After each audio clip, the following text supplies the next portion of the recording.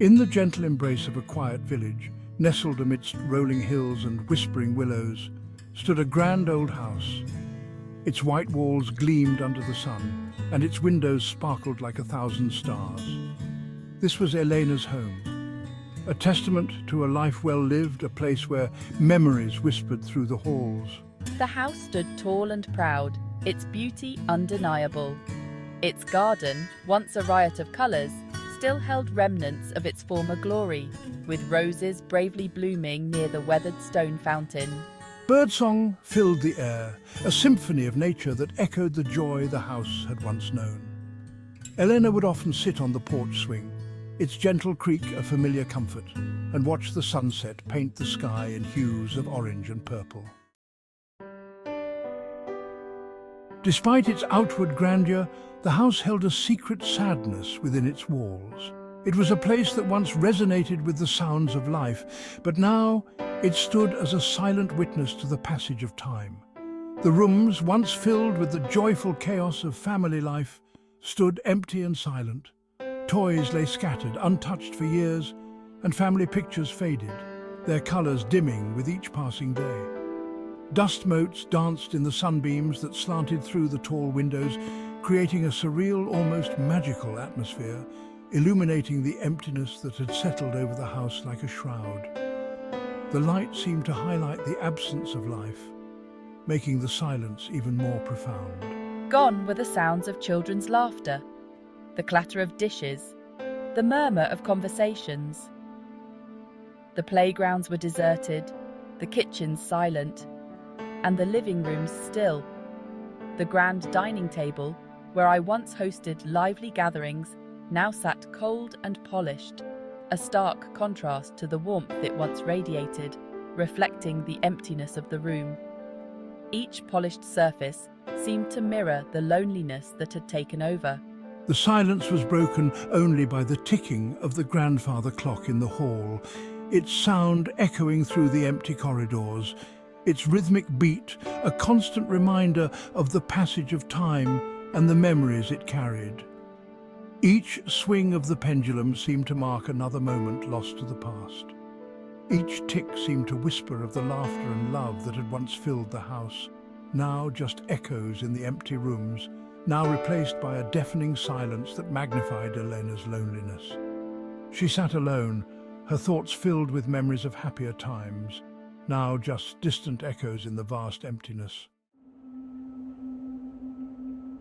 One chilly evening, as the wind howled outside and rain lashed against the windows, the atmosphere was thick with tension and the promise of something unexpected. A timid knock broke the silence of the house, echoing through the empty rooms. Eleanor, startled by the unexpected sound, rose from her chair by the fireplace, her heart pounding in her chest. She had been lost in her thoughts, the warmth of the fire a stark contrast to the storm outside. She hesitated, a wave of apprehension washing over her. Who could be visiting at such an hour and in such weather? It had been so long since I had opened my door to a stranger, so long since I had allowed anyone into my solitary world. The isolation had become a comfort, a shield against the unknown. So long since I had welcomed anyone into my solitary world. The silence had become my companion, the walls my protectors. Taking a deep breath, Elena clutched the shawl tighter around her shoulders, seeking comfort in its familiar texture, and slowly made her way to the door, each step filled with a mix of fear and curiosity. Peering through the peephole, she saw a young girl, her face pale and drawn, her clothes drenched from the relentless rain. The sight was both alarming and heart-wrenching. The girl looked lost and afraid, her eyes wide with uncertainty. She seemed so fragile, standing there in the storm.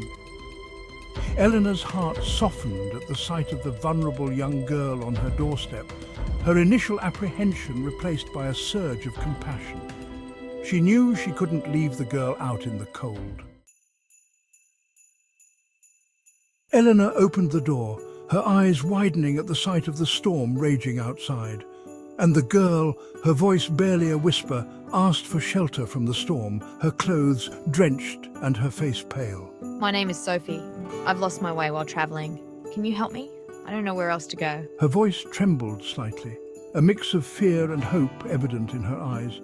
Elena, her heart touched by Sophie's plight, invited her inside, her initial hesitation forgotten as she saw the desperation in Sophie's eyes. She led Sophie to the warmth of the fireplace, her mind racing with thoughts of how to make her guest comfortable. Where a cheerful fire crackled in the hearth, its warmth a stark contrast to the cold storm outside, casting dancing shadows on the walls, creating a cozy and inviting atmosphere. Come in, dear. Warm yourself by the fire. You must be freezing. As the storm raged outside, the wind howling and rain pounding against the windows, Elena busied herself preparing hot tea and a plate of biscuits, her hands moving with practiced ease. Her movements a familiar comfort in the stillness of the house, each action a small gesture of hospitality. Sophie sat huddled in a large armchair, a blanket wrapped around her shoulders, her eyes wide with gratitude as she watched Elena move around the room, feeling a sense of safety she hadn't felt in days. The silence that had hung so heavily in the air just moments ago was replaced by the gentle clinking of teacups and the crackling of the fire, creating an atmosphere of warmth and welcome, a stark contrast to the storm outside. The room felt like a sanctuary, a place where stories could be shared and warmth could be found.